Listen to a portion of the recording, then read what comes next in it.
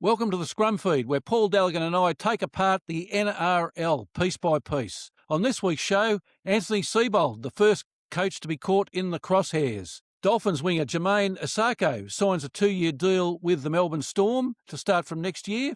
We'll look at the pressure valve, which coaches are under pressure now and which have eased. And the two-legged giraffe guarantee from last week. What happened to that, Paul? I've got to jump in there, Professor. Not only did it fail spectacularly, but I do have to introduce it first on this show, a poem, if I can amend it, and let me rattle through it quickly. It featured in 4 weddings and a funeral, WH out, and stop all the game clocks. Forgive my accent, it might be Scottish, might be Northern Irish, but let me have a go at it. Stop all the game clocks, cut off the phone to the bunker, prevent the Bulldogs from barking with a juicy bone, silence the 6-again whistle, and with muffled Raiders horn, bring out the coffin, let the mourners come. Let airplanes circle morning overhead, splintering on the sky the message, the giraffe guarantee is dead. Put crepe bombs around the white nicks of the Redcliffe Dolphins. Let the referees wear black cotton gloves. The upsets were from the north, the south, the east, the west, during the working week and on the Sunday rest. At noon, at midnight, all talk, no winning song. I thought the giraffe guarantee would last forever. I was wrong. The fallen stars are not wanted now. Put out every one. Pack up the moon and dismantle the sun. Pour away the ocean and sweep up the wooden spoon. And nothing now can come to any good. There you go. Well, Paul, we might talk about that a little bit later in the program, but a couple of minutes silence might go well after the guarantee. Pack up the bell. All right, Paul, let's start into it. Anthony Seibold, the first coach caught in the crosshairs after only 4 rounds, but he won't be the last. Bit of a fallout with Jake Trebojevic, I heard, might have been the problem. And Kieran Foran, after 318 games in the NRL, he's been appointed the interim coach. I don't mind that appointment. Seibold, it was so rightly put by several commentators. It's nothing personal against him. He may be a great coach somewhere else. We've seen what Justin Holbrook is now doing at the Knights. So it just can sometimes be you lose the playing group, your ideas aren't working. As it gets worse and worse, you're less likely to win them back. It may be that Seibold needs a new start, but the Manly fans in an entertainment business, which is what this is, if I'm a Manly fan or a stakeholder in Manly, I just wouldn't be seeing what I needed to or expected. It was a bit harsh, given it was 3 games into the season. They had a reasonable draw coming up, possibly given him time to get through some of those easier matches. But I also think there's value in putting in someone now to give them a longer period of the season. And it wouldn't surprise if Kieran Foran can do it to see him the full-time coach. But with all respect to Kieran, he's only just stopped playing not long ago. I don't think he's got the nous to tackle the Bellamy's and the Bennetts of the world. And the man I'm about to discuss, who I think will take over at Manly. Paul, it couldn't have helped Seibold that the 3 losses were all at Fortress Brookvale. That's a big part of it. The onus pen was on the way back from America. He spends, I think, 80% of his time there. Seibold must have been nervous with him coming back, and they've acted on it. And we have to move on from here as for the Manly fans, because it wasn't working. Well, it wasn't working with Seibold, and with Manly fans, they've had a long time to wait because it wasn't working with Hasler before that, and Seibold was supposed to be the big change. He was, and it's not quite as brutal as English soccer, but we're getting there. Or European soccer, where the managers, they get sacked sometimes in the Spurs case within a month or so. But the man I'm tipping to take over is Michael Ennis. I've been listening to him a lot. He's done his apprenticeship. He's got a good footballer's brain, one of my favourite expressions. But on a serious note, he knows the game back to front. He's been commentating. Often we've seen in the AFL where star players can come back and not be terrible coaches. It's not be great coaches. He's looking at you, Michael Voss, and Nathan Buckley, etc. So I think someone like a Michael Ennis, who apparently was a superstar player and also behind the scenes, he's very tactically smart. I think he'd be perfect for Manly, but we'll see who they appoint. Well, it'll be a watch this space, and I bet Schooner is very hopeful about who might take the reins at Brookvale. Yes, and I probably can't see it happening, but they may bounce back this week on the new coach theory, which we often advocate on this program. But we'll see how they respond, but that they did turn in one of the most insipid, and I don't use that word lightly, performances of all time recently, Manly, and that was part of the downfall. 29-year-old Dolphin winger Jamayne Isaako signed with Melbourne Storm for 2 years from the start of next season. His wife's from Melbourne, so not too much of a problem as to why he decided on the Melbourne Storm. He's played for most of the teams in Queensland, Broncos, Titans and Dolphins, Paul. He's moved around. He'll have to get ready for a Melbourne winter, which is certainly not like the climates in any of those three teams. If the wife's happy, though, I think he'll be happy, and that's the money that would have been spent on Lomax, now spent on Isaako. So I don't think it's too much of a downgrade. He's a great player in his day and a goal kicker as well. Well, he had the highest point scorer in the NRL last season, Paul, with 278. And given that Nick Meaney, the regular goal kicker's off to the Perth team, they need a goal kicker. So it all makes sense, and it's a great signing. I think he'll be great for the Storm. One of my favourite slots on the scrum feed, Paul, the pressure valve. Seibold's gone now. The pressure must be ramping up on Dragons' Shane Flanagan after 3 losses and on the bottom of the ladder. Well, I did tip in the donut round the Titans against the Dragons. One of them was going to drop the donut. I did tip the Titans, and I said if they did, there'll be pressure on Flanagan. I think the pressure monitor on Flanagan's going up higher than fuel prices. So it's rocketing up. He's in all sorts of trouble.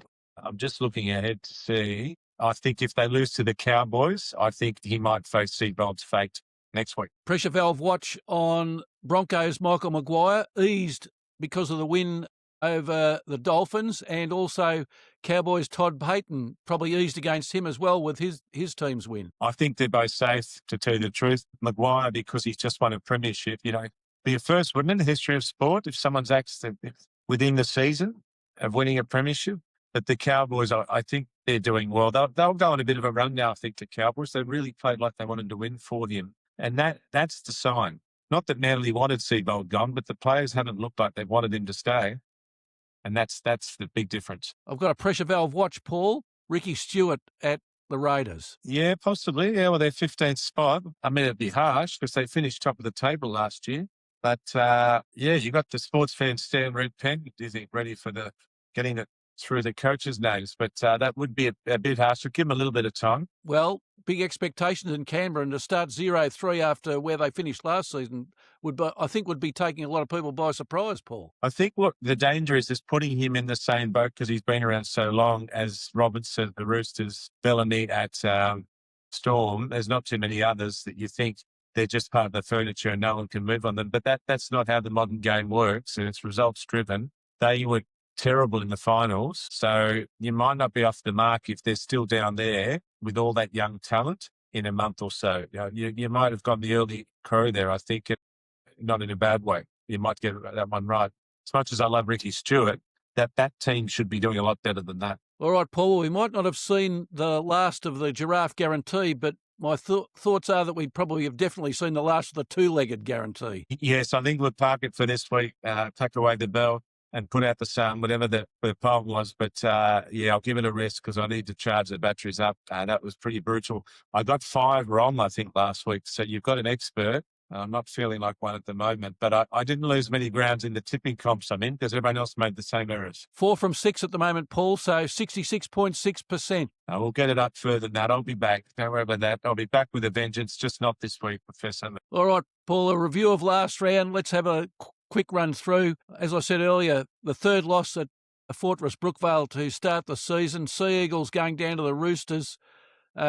Conditions were terrible. Tommy Turbo scored within 18 seconds of the kickoff, Paul, and even that wasn't enough. No, they haven't been that bad apart from one game. I mean, it's Roosters are a hot team. They won, but they obviously had a predetermined action in their mind, given that the owner was flying in from America. I don't think he was here to see the Stain Hotel. So I think he had an agenda on his mind, and it involved Seibold at the top of the agenda. The Roosters were good. They've still got to solve the Cherry Evans dilemma. He's playing okay, but I don't know if that body goes the full 26 rounds and finals. I'm worried about that for Roosters fans. 96% completion rate for the Roosters, Paul, in conditions that were terrible. That's not a bad skill level. No, it's very impressive, and it's part of why they won. And again, you could make an argument that Seibold was harshly done, but this decision was made in advance of that game, I think. I expected the Warriors to be unbeatable at home this season, Paul, but the West Tigers crossed the ditch and came back successful. They keep letting you down, that Warriors team. They'd be a hard team to follow because just when you get your hopes up, they're playing against the Tigers without two of their strike players. And Adam Dewey was a revelation. I've always rated him as a footballer. He was fantastic for the Tigers. And I think that it just showed why a lot of people didn't pick the Warriors to make it into the 8. Yeah, I have to say that without jumping ahead, to see the Tigers and the Knights, two very passionate supporter bases and areas who haven't really had great teams for quite a while, it's just great to see. I really enjoy it as much as I hate it for our Kiwi friends. It was a great win for the Tigers, probably their best in the last 5 years, I'd say. It was an amazing win. The Broncos put the Dolphins to the sword, Paul. Katoni Staggs with a double, and Shibasaki's back. He is back, and there's a lot of pride in that Broncos team. I tipped the Dolphins got it wrong, but I thought they were on the rise, but the Broncos had other things to say. Katoni Staggs, he loves that derby more than any other player on that field, so he was a big difference as to why the Broncos won.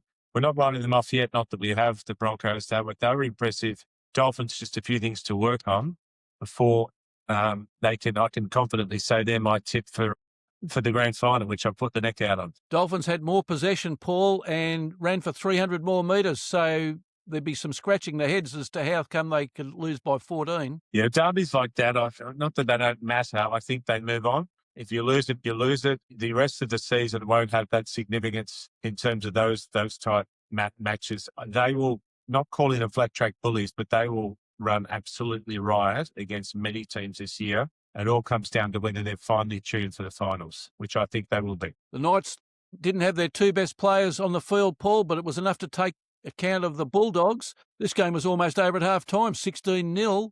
The Bulldogs having trouble scoring. They're averaging 15 over the 3 games. Well, they are, and something has to change. I did see a crazy stat during the week. Lockie Galvin has run the ball more than any other player in the game. He's not a big guy, and whether that's part of the game plan, but they need some others to step up, maybe Burton to take some more carries, Crichton to be more involved, but it all seems to be landing on Galvin's shoulders. The Knights were very impressive. Dominic Young was freakish. Sandon Smith's been one of the buys of the year, and the Knights managed to overcome the loss of 2 players. So that's very, very interesting to see. Great for the Knights. Not as great for your Dogs, though, Professor. No, Bulldogs had way more possession and ran for a lot more metres.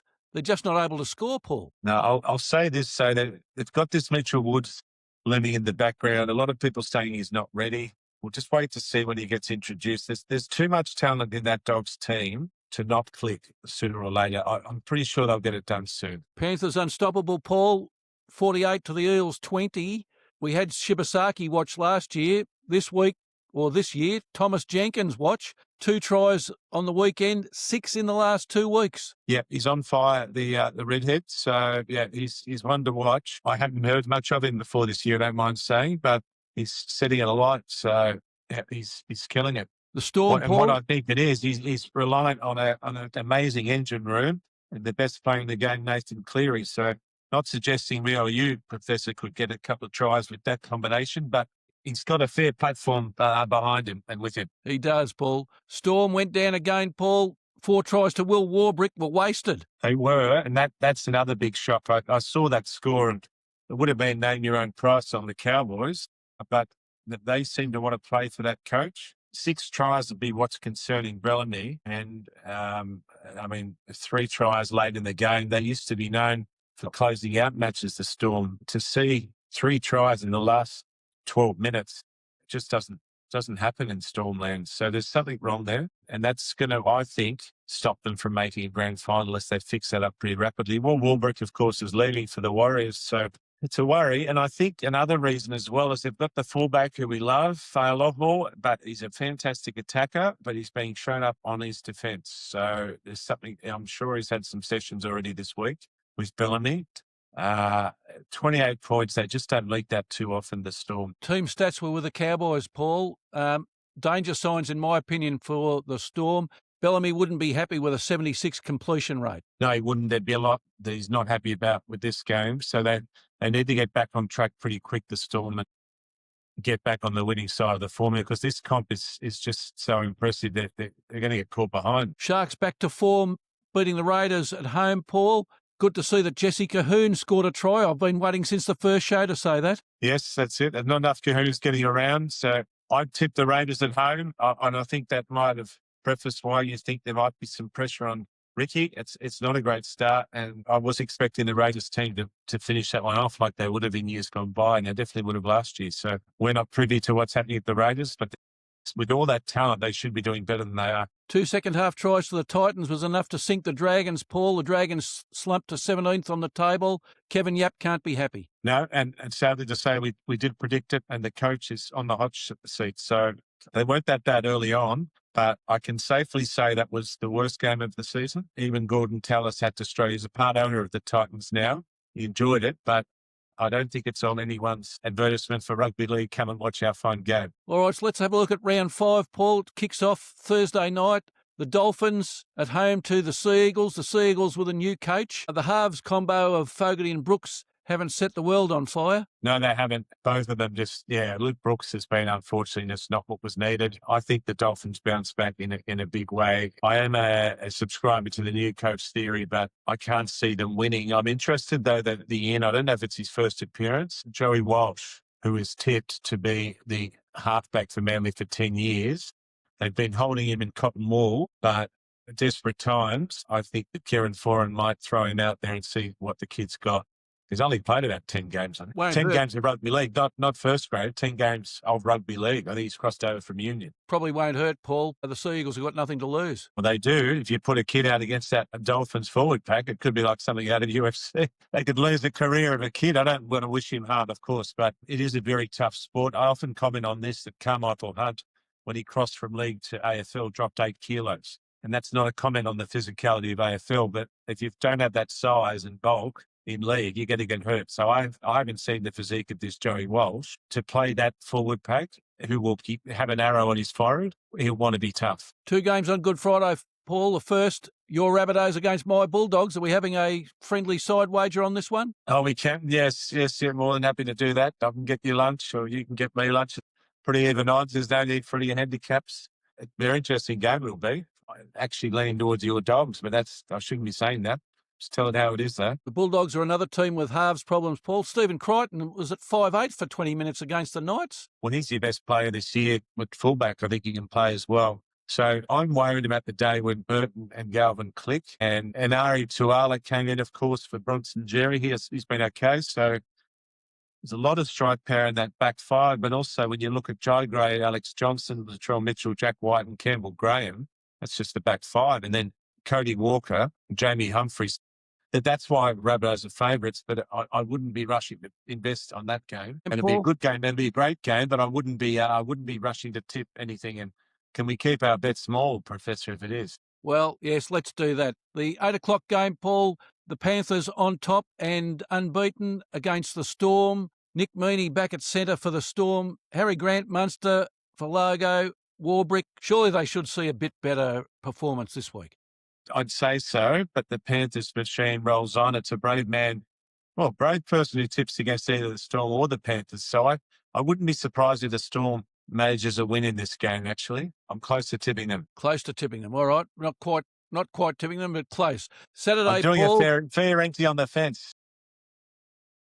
Saturday at 5:30, the Dragons on the bottom playing the Cowboys. Now, the Cowboys, I think, should win this one, even though it's played at Kogarah. And you can mark it down and you can watch their efforts. If the Dragons players want Flanagan to be there, they will try their hardest. But if they look in any way lethargic, knowing their coach has got the sort of Damocles looming over the Scrum, and they don't fire up for him, then you know this day's a number. I'll be tipping the Cowboys because I'm going for the hot team, and all respect to our listeners who follow the Dragons, I do not rate the Dragons with that halfback combination. I'm sorry. 7:35 game, Titans against the Broncos. Can the Titans make it 2 in a row, Paul? No. Not even without Payne Haas? No. No. The Broncos are back. The Titans are still learning. The Broncos will win comfortably, and I'm quite confident about that. Going to the Gold Coast, not as averse as going to the Cowboys. I think the Broncos are back, and I'm tipping the Broncos to go on a bit of a run now, the next few games. Shibasaki back in the run-on team for the Broncos after being dropped, Paul? One of our favourites on the show, and he's got class. He's worked very hard to get his position. I'm sure he wants to prove that he should hold it. 2 games on Sunday. The first one, Sharks against the Warriors at Shark Park. I would have put money on the Warriors before last week's effort. I'm thinking the Sharks after last week might be favourites on this one, Paul. Well, they would be. And Luke Metcalf, I'm not sure if he was back last week, but he's certainly back this week. He was the superstar halfback for the Warriors last year. Be interested to see how he goes with one of the most improved players in the comp, Tanner Boyd. But it's interesting that Braden Trindle seems to be running the Sharks attack when you've got the $1 million man with the looks to match. Nico Hines seems to be taking a back seat. So it'll be interesting to watch how that progresses. I think that you might find Nico Hines becomes a target or disposable at his income for one of the new teams coming in. But the Sharks, I tip to win. One aspect the Warriors do win in, Paul, 8 hyphens in the team. They do, and that's going to be a record in any team in world sport. So I don't think that'll be enough, though, to get them over the line. There's 3 on the interchange as well. Is that how you included those? No, I included those, Paul. Oh, yeah. All right, the second game, the Knights against the Raiders. Brown and Ponga won't be back until at least round 10, Paul, but I think the Knights at home might have a win. Yeah, this is another line ball match. I'm in a tipping comp where there's a joker round where you get the double points. I'm yet to use it. I won't be using it this round because there's too many 50-50s. You'd think if it wasn't for last week that the Raiders would be specials, but the Knights at home coming back after that win, I'm probably leaning towards tipping the Knights. Final match for the round, Paul, is on Easter Monday. The Eels against the West Tigers. We spoke about Eels Isaiah Iongi last week when he was served with a breach notice. Well, now he's out for 8 weeks at least with a syndesmosis injury following a hip drop tackle. Where does that leave the Eels? Yeah, well, I think that they're pretty comfortable favourites in this match. I just think that the class of Peasant, but more so Mitchell Moses, will get them over the line against the Tigers. There's a bit more talent in that team. Yeah, I just think that the Eels will win this one. But it's again, at Tigers, I'd love to see them do well, and they're playing really good football. Great for the fans, the Tigers' performance. But I think the Eels in this one. Yeah, I'm leaning a little bit towards the Eels, Paul, probably because West Tigers played the Warriors last week over in New Zealand. So they've played a very tough team and they've also had the travel. Yeah, and I think that the Eels were belted by the Panthers. It's happened to many teams. They would have rested up and they'll be ready to show that they've still got it. All right, Paul, that's all from the Scrum feed for this week. Let's talk NRL again next week. Good stuff. Thank you.